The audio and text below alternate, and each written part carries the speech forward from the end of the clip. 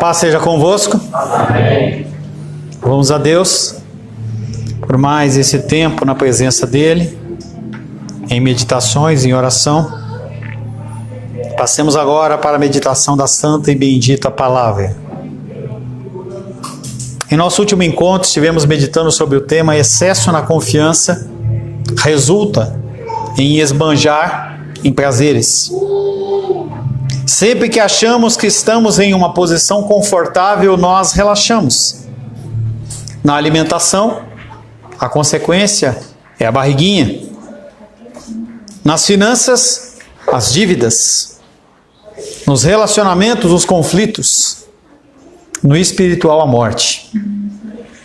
O ponto em comum desses exemplos e quaisquer outros que vierem à nossa mente é que nós nos deleitamos nos nossos desejos e pretensos prazeres. Pretensos, porque esses prazeres que são fora da presença do Senhor, eles têm a validade de um remédio para dor de cabeça, que você toma para que você tenha um alívio e que, passado alguns momentos, ela volta e volta mais forte. A dor de cabeça, se não for corrigido o problema que a gerou, ela vai voltar. Assim como o que tem trazido a morte espiritual às pessoas, ela tem que ser morta, tem que ser amputada, tem que ser cortada. Se você permite que essa coisa, essa situação, ela perdure, o que acontece é que você vai cada vez ficar mais distante do Senhor. A questão da santidade, falava rapidamente com Moisés lá fora, a busca da santidade, que é o tema que nós temos trabalhado na escola bíblica dominical, é uma questão de você mudar os seus paradigmas, as suas orientações, o seu norte. Se você, na época que não tinha GPS, como a gente tem hoje, se você pegasse uma bússola e você soubesse, tivesse alguma noção nisso, você marcava a direção, era só se seguir a bússola, que aquilo ali mostrava o caminho que você tinha que seguir. O problema é que as nossas bússolas, elas têm sido viciadas. E se você não tiver uma alimentação dia após dia da palavra de Deus, você começa a adequar os preceitos do mundo como se fossem de Deus. E isso é engano. O salário do pecado é a morte. E essa morte, ela não é uma morte reversível. É uma morte que se fala da ausência de Deus e uma vida eterna às portas do inferno. A palavra de hoje tem como título o orgulho de Samaria. No que Samaria cria? Nós estamos dando vários exemplos e essa mesma palavra que está sendo falada para você foi falada para o povo de Israel, as 10 tribos, que no caso elas eram 12, eles tiveram uma divisão, e aí 10 tribos do norte elas seguiram um rei chamado Jeroboão, e as tribos do sul eram aquelas que eram as queridinhas de Deus, eram aquelas que eram ligadas com a linhagem de Davi. E aquelas pessoas ali, elas começaram a se alegrar, começaram a se apoiar, começaram a confiar nas coisas que elas estavam vendo no sentido material, e isso é muito perigoso. Quero convidar você a abrir a palavra de Deus no livro de Amós. Amós capítulo 6.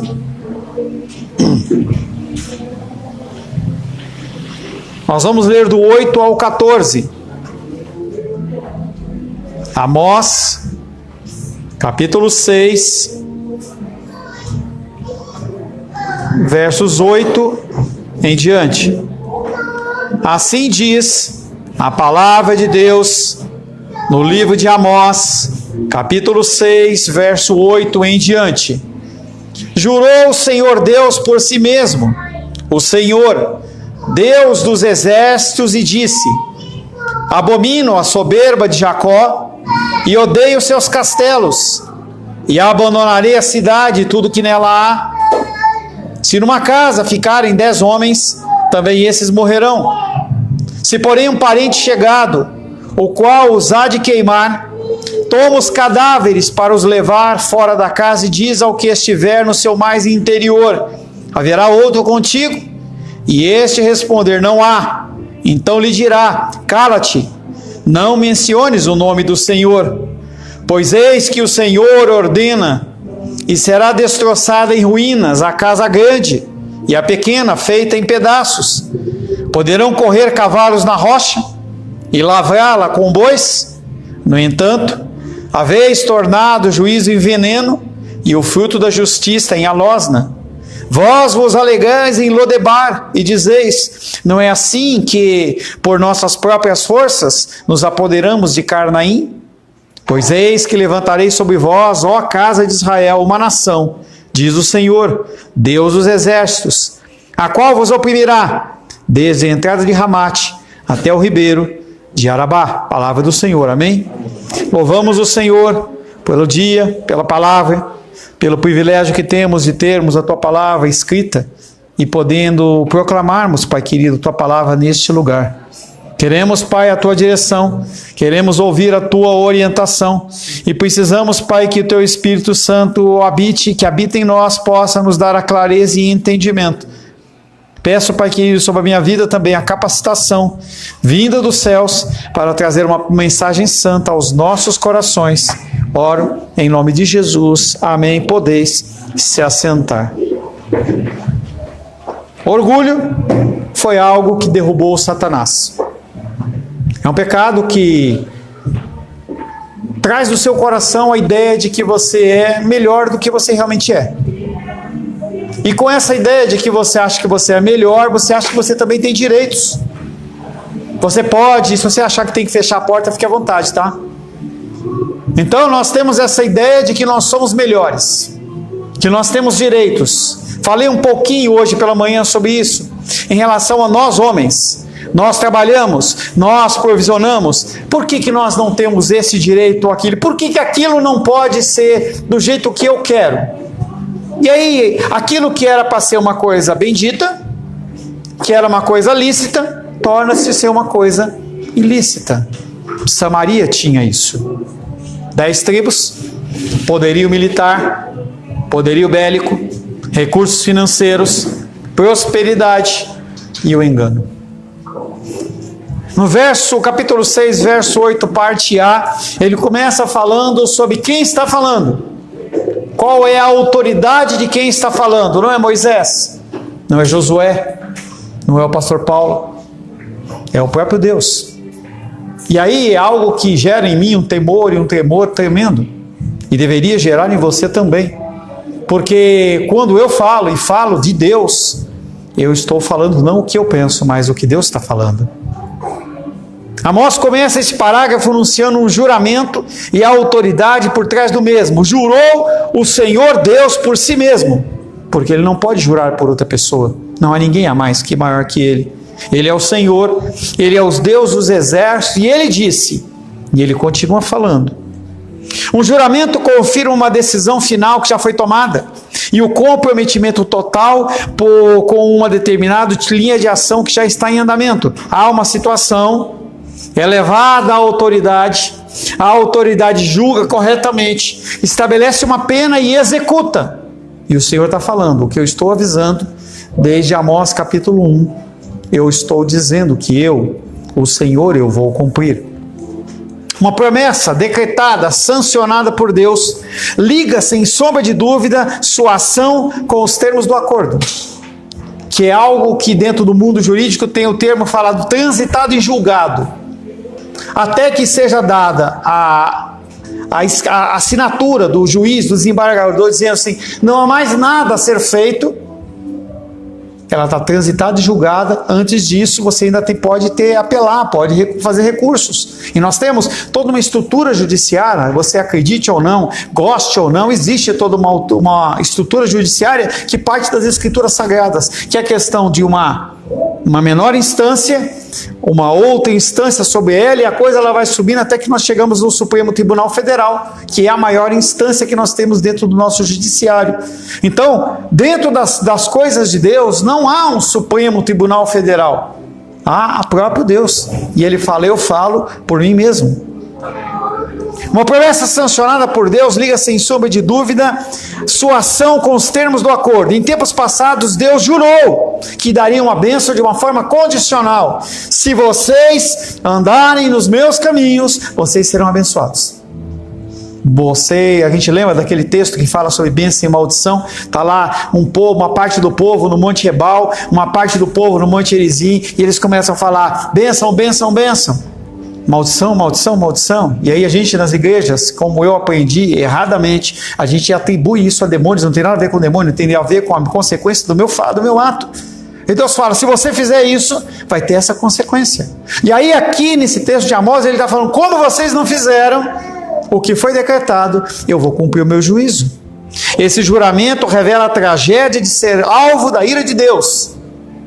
Nós, como filhos de Deus, não estamos debaixo dessa ira, graças a Ele. Nem a ira parcial, nem a ira total. Qualquer manifestação da vontade de Deus que nos traga aflição não é a ira dele, é o amor do Pai em correção. É diferente das pessoas que não têm Deus. Eles estão debaixo da ira de Deus. Hebreus 10, 31.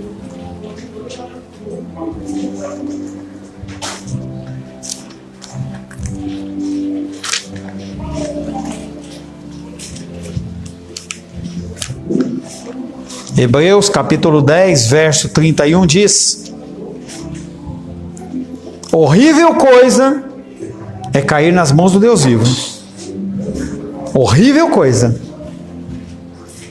A origem do julgamento que Amós está professando é o próprio Deus. E é a sua autoridade que está por trás desse juramento. Manu, vira a cadeirinha para cá e presta atenção no que o pastor está falando. Depois você brinca com o Miguel, tá? Parte B do versículo... Eu falei o quê? Joaquim.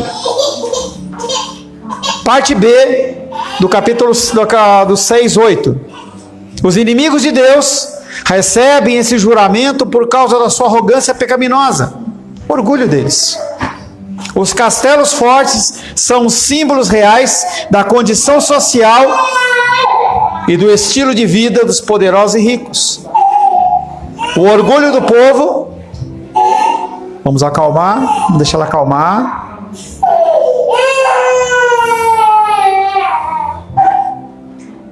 O orgulho do povo, baseado na majestade de Deus. Eita, agora foi. Júlia, você não, hein? Não, hein? Vamos lá. Os castelos fortes são símbolos reais da condição social e do estilo de vida dos poderosos e ricos. Ele está falando sobre uma condição de prosperidade que está acima do que eles acham que é importante, que é Deus. O orgulho do povo, baseado na majestade de Deus, foi substituído pela arrogância, baseada na segurança e nas riquezas, tendo como exemplo os ricos, que foi aquilo que nós falamos. A tua prosperidade, ela vai levar você mais perto de Deus ou vai te afastar de Deus? São duas possibilidades. Se você não estiver pronto para receber a prosperidade de Deus, Ele não vai te dar essa prosperidade. Tem que tirar do contexto, tá? Não tem como manter. Tem que tirar ela, acalmar ela e volta com ela para cá. Senão eu vou gritar aqui e a gente não vai conseguir avançar na palavra.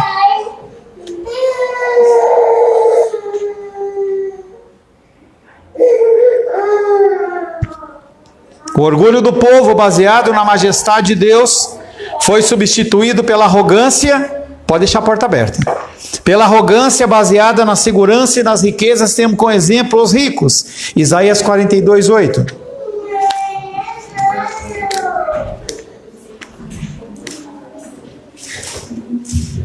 Isaías 42, verso 8.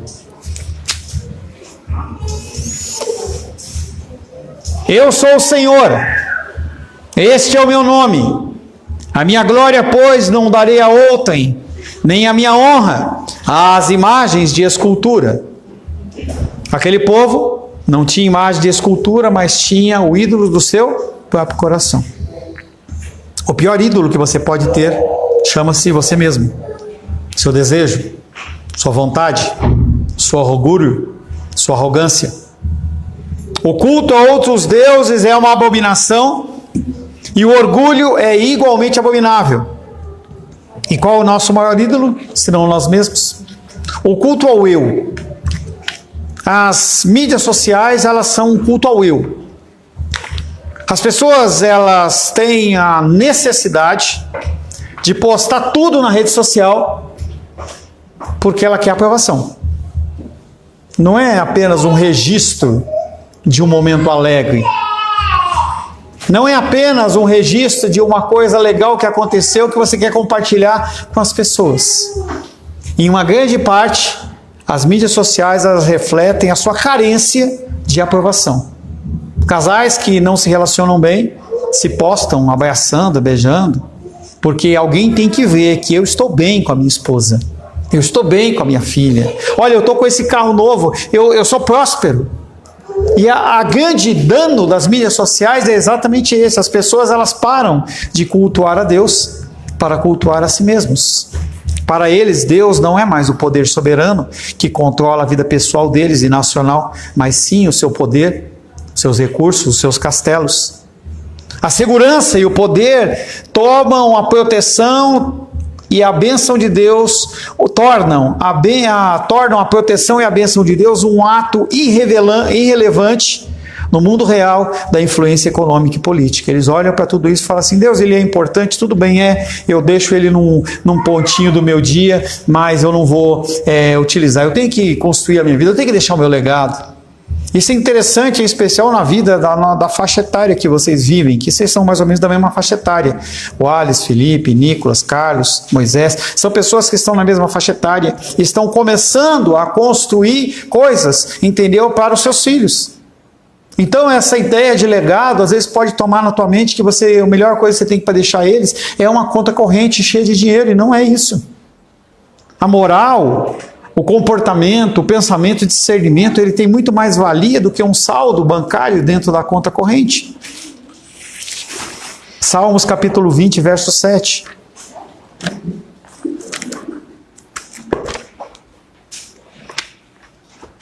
Salmos capítulo 20, verso 7.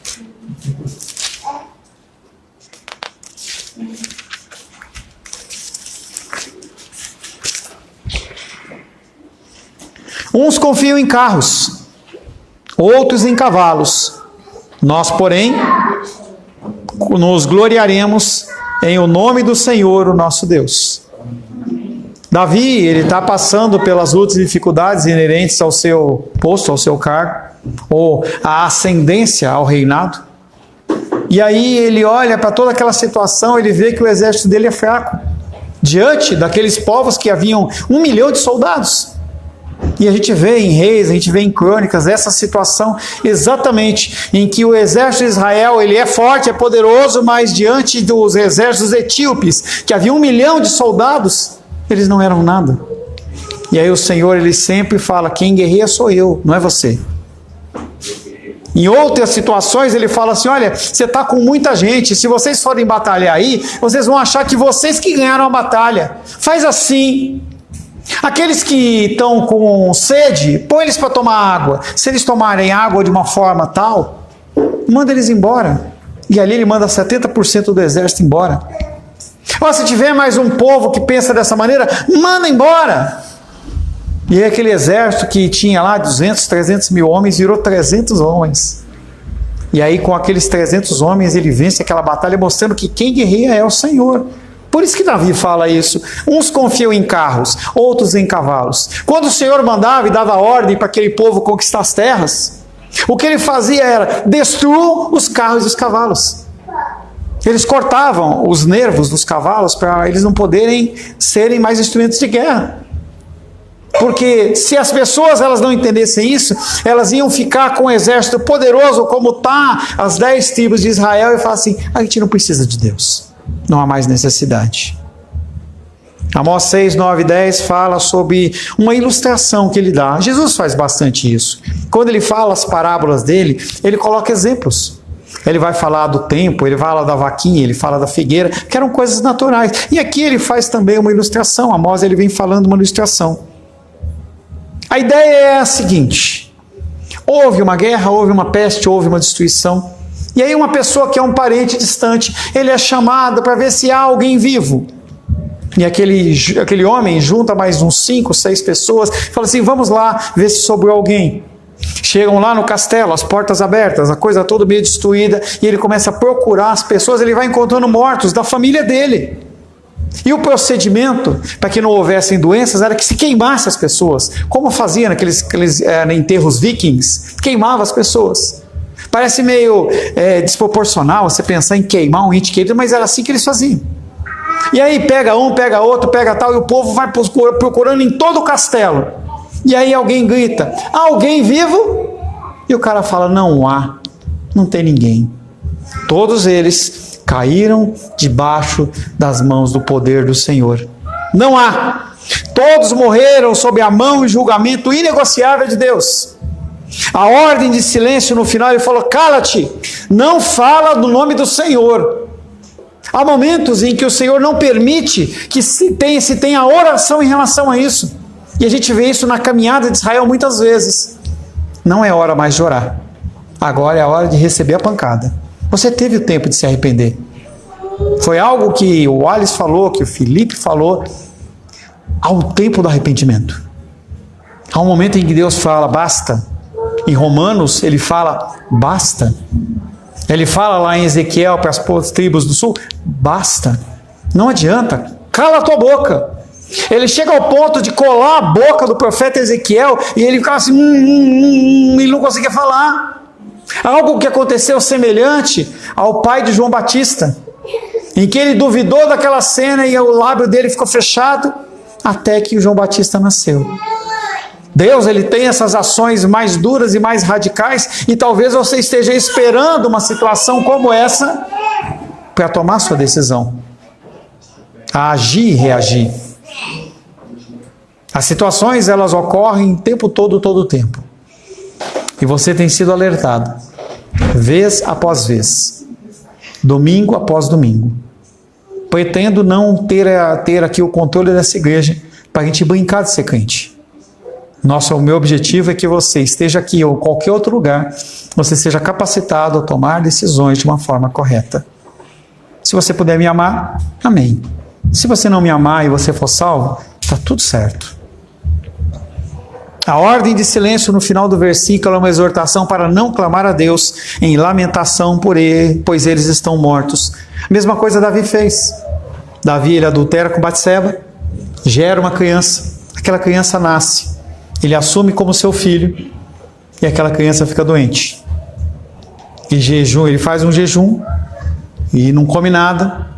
E quando aquela criança morre, as pessoas falam, espera um pouquinho, quando a criança estava viva, você jejuou, você fez orações, imprecações de oração, e agora você vai comer e beber? Ele falou assim, agora eu não posso fazer mais nada.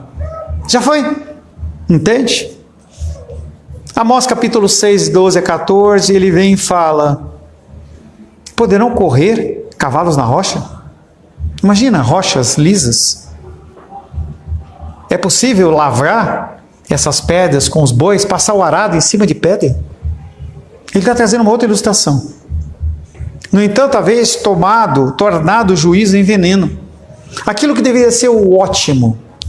Justiça. Como é bom quando algo é feito de uma forma justa conosco. Você fala, caramba, foi feita a justiça. Eles transformaram essa justiça em veneno. O fruto da justiça em alosna. A alosna, ele é como se fosse uma coisa muito amarga, muito amarga. Vós vos alegrais com Lodebar, era uma cidade, e dizeis, não é assim que por nossas próprias forças, não Deus, nós, nos apoderamos também de Carnaim? Pois eis que levantarei sobre vós, ó casa de Israel, Deus falando, uma nação, diz o Senhor, Deus dos exércitos, o qual vos oprimirá, desde a entrada de Ramate até o ribeiro de Arabá. E quando Deus, ele começa esse tipo de prática, não adianta você falar, está amarrado, porque a ação é do próprio Deus. O parágrafo final dá continuidade à discussão do profeta sobre o orgulho de Samaria e o julgamento vindouro de Deus. Muitas palavras, muitas perguntas, coisas declaradas como absurdos. Como que um boi como que o cavalo vai correr em cima da rocha? Mal os cabritos monteses conseguem dar aqueles pulinhos deles lá. Se você comprar lembra que quando eu era mais novo, eu queria ter um Rottweiler. Eu gostava daquele porte, daquele cachorro. Aí eu comecei a estudar um pouco do cachorro. Não, o cachorro não pode ter um lugar que tenha chão desse jeito, porque senão vai dar um problema na junta do joelho dele. Eu falei, eu vou comprar um cachorro, gastar R$800, R$1.000, para o cachorro não poder ficar num terreno aqui, porque a gente não tem, difícil a gente ter um quintal hoje com terra, ou ter um cimentão lá. Então, se tiver algum tipo de terreno mais liso, se for um cimento queimado, o cachorro vai ter problema de junta, eu vou comprar nada. Então, o que Amós está falando, isso aqui é um absurdo. É absurdo da mesma maneira que você pegar uma coisa que deveria ser correta como justiça e o juízo e converter em algo errado, que é o que nós já vimos em Amós capítulo 4, Amós capítulo 5. Aquelas pessoas que queriam ter umas decisões favoráveis, eles iam aos magistrados e faziam o quê? Propina. Pagavam eles. E a gente vê muitas vezes decisões sendo tomadas, coisas que a gente tem noção, só noção, estão sendo tomadas dentro do nosso judiciário. E aí você está lá na sua causa, você fez tudo certinho e você é condenado. Já contei essa história uma vez, essa não é repetida muitas vezes não. Meu papai, ele tinha um carro, um Passat, era um carro da época, né, 78, entendeu? E ele estava com a minha mamãe numa subida, era um carro na época de top, de linha, entendeu? O papai ganhava bastante bem. E aí, haviam 4 carros, e aí quando ele saiu, ele estava na primeira faixa, quando ele saiu, um caminhão veio, pegou ele de lado e arrastou os outros 3. O cara desceu do caminhão falando para ele, poxa, eu não tenho dinheiro, tal, poxa, tem misericórdia de mim. Aí ele falou, tá bom. Se acertaram ali, cada um faz o seu, tal, tudo bem. Passado 1 ano, mandatos de justiça. O caminhoneiro entrou com uma ação contra o meu pai, dizendo que ele foi o culpado do acidente. Olha como é a questão da justiça e da injustiça. É o que está acontecendo aqui. As pessoas, elas transformam aquilo que deveria ser correto naquilo que é errado. Ao fazer uma pergunta óbvia, como arar, como andar a cavalo na rocha, ele está tentando fazer com que aquele público consiga ter discernimento em relação à comparação do que ele está falando. É tão absurdo você fazer isso como você converter a justiça em veneno e em alosna. A segunda metade do capítulo 6, verso 12, acusa os israelitas de uma resposta absurda à justiça, ao transformar o juízo em veneno e o puro fruto da justiça em algo amargo e vil. O povo se comportou de modo tão estranho quanto o agricultor que vai arar as rochas. Exemplos e mais exemplos, desde Amós capítulo 1, vem sendo exposto até agora. Os conceitos devem ser entendidos como aplicáveis a todas as áreas da nossa vida. Isso aqui não é especificamente a respeito do povo de Israel e os seus problemas militares, mas é em relação às suas vidas. Cada depoimento, cada situação que você é exposto na sua vida. Todos os dias, amanhã você vai ter uma série de coisas para decidir. O que fazer? Como agir? Como fazer as coisas para a glória de Deus? O que deveria marcar a vida de um homem de Deus fiel, tornou-se em veneno e em raiz de morte. O que você tem feito com as coisas que Deus tem exposto a você? Como você tem lidado com a sua família? Como você tem lidado com o seu tempo, com as mídias sociais? Como você tem lidado com tudo? Com seus negócios? Às vezes eu me pego tomando algumas decisões e eu penso comigo assim, por que eu não parei para pensar um pouco ou colocar diante do Senhor primeiro? Por que eu tomo algumas decisões apenas rapidamente? É aquela ideia da venda, né? E aí os meus queridos que trabalham com venda, você sabe que se você perder aquele momento da venda, em que o cara está se mostrando interessado, naturalmente ou possivelmente você perdeu aquela venda. É por isso que quando uma pessoa, você entra numa loja no shopping, a primeira coisa que o vendedor vai lá e olha para você e fala assim, posso ajudar em alguma coisa? Porque ele quer pegar aquela oportunidade. Você não entrou na loja simplesmente por entrar, você tem algum desejo ali de alguma coisa te atraiu. E o que o vendedor tem que fazer é pescar aquilo e fazer com que aquilo seja realmente de um desejo para algo que seja concreto na venda. Então essas mesmas coisas, elas têm na nossa vida. As coisas, elas são apresentadas para mim e para você como urgentes. Os vícios são colocados como um mentiroso, dizendo que você não pode suportar e você não pode viver sem aquilo. E aí você cai nisso. Se você simplesmente parar diante de uma decisão e falar mentalmente mesmo: Deus, eu faço ou não faço? Vou ou fico? Ajo ou não ajo? Você, garanto para você que a grande maioria das decisões da sua vida, elas vão ser assertivas. Elas não vão ser falsas. Mas nós não fazemos isso, porque o mundo vende para a gente que tudo tem que ser resolvido rápido. Você não tem mais paciência do cara fritar um hambúrguer lá na chapa. Tem que passar no McDonald's lá e você não pode ficar. Eu vou ficar mais que 3 minutos esperando esse hambúrguer, esse lanche, esse negócio. Isso é inconcebível. É algo que tem sido gerado dentro do nosso coração, essa necessidade da urgência. E com Deus não funciona assim. Você pode exigir o seu lanche lá na lanchonete com 3, 5 minutos, mas você não pode exigir a ação de Deus no tempo que você quer.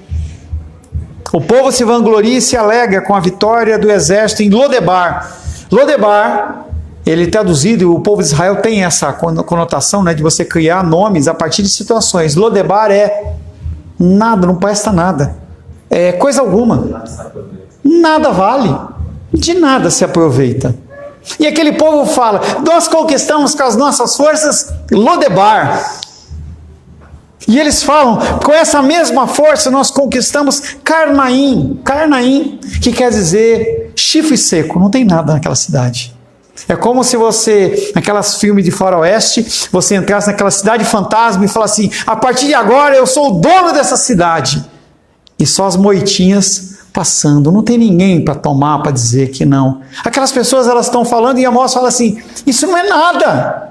Você está falando para mim que você conquistou Lodebar? Lodebar não é nada. Carnaim, menos ainda. Se você acha que você pode estribar suas vitórias nesse tipo de coisa, vocês estão enganados. A condenação de Amós não é simplesmente um ataque ao nacionalismo, e parece que Amós, ele é contra todo mundo. Os profetas de Deus são assim. Jeremias, ele era assim. Ezequiel era assim. Todos os homens de Deus, eles agem como se eles fossem contra a nação. E eles são julgados por isso. E eles apanham, e alguns até morrem. E é o que eu estou falando para você, que nós estamos caminhando para isso. Numa eventual perseguição, você vai fazer o quê? Vai retroceder? Ou você vai dar a cara a bater? A condenação de Amós não é simplesmente um ataque ao nacionalismo. O sarcasmo de Amós transforma essas vitórias em uma vanglória absurda. Israel não faz nada por suas próprias forças. O Deus dos exércitos, o divino guerreiro, está no controle de todas as batalhas. Ninguém prevalece a menos que Deus lhe entregue seus inimigos. Você não vai vencer se Deus não estiver com você no barco. Não vai. Porque você é filho. Se você não é filho, aí você pode contar com a tua sabedoria, você pode contar com o teu entendimento, com o seu esforço. Hoje pela manhã eu falei uma coisa que gerou um debate lá em casa. Falei que as crianças, elas têm que dormir 8 horas. Mas os adultos não precisam dormir 8 horas. E aí eu trouxe um contexto da prosperidade. Você quer ser próspero? Você tem que eliminar as coisas que não importam na sua vida. Você não precisa dormir 8 horas. Durma menos horas e dedique uma parte do seu tempo para o estudo. Para a meditação nas escrituras, sim, mas também para uma edificação profissional. Larga essas horas e horas de Netflix, de internet, de Instagram, se não for realmente dentro do seu trabalho, porque aquilo não vai te gerar nenhum tipo de renda. Só vai encher a sua cabeça de minhoca, mais nada que isso. Amós 6,14. A certeza do castigo de Deus. Na lei dos medo-persas, que era daquela época de Esther, daqueles reis, quando você declarava uma coisa, ela tinha que se cumprir. Então, quando Amã, ele intenta destruir o povo de Israel, ele vai lá e fala para o rei: ó rei, faça isso. Mesma coisa aconteceu com Daniel. com o rei, que ele falou assim, olha, o rei, você tem que ser exaltado, tal, e declara essa lei aqui, segundo a lei dos medos e persas, que não se pode revogar. Não pode voltar atrás. E isso foi puxado de onde? Das Escrituras. O juízo de Deus, ele é imutável. Essa declaração de castigo final retoma o tema de 6:11, pois ambas as passagens enfatizam a certeza da ação de Deus. A confiabilidade dessa previsão, realçada pela afirmação da autoridade divina, diz: não há esperança alguma mais. Apenas receba a perseguição, receba a luta sobre a sua vida. O sucesso de cada uma dessas áreas gera uma falsa sensação de segurança fundamentada nas realizações humanas. Se você acha que você é vitorioso pelo seu esforço, pela sua vontade, você está enganado. É hora de você curvar sua cabeça, de você reconhecer a autoridade de Deus, de você se arrepender dos seus maus caminhos, de, como diz em Apocalipse, voltar aonde você caiu, corrigir, para que então você possa ter uma jornada abençoada a partir daí. Se você continuar lutando com as suas próprias forças, você vai se cansar, porque você está confiando na força do seu braço. E alguns confiam em carros, outros em cavalos. Você confia em quê?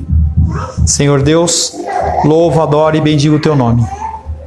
Agradeço, Pai querido, pela tua graça e pelo teu amor.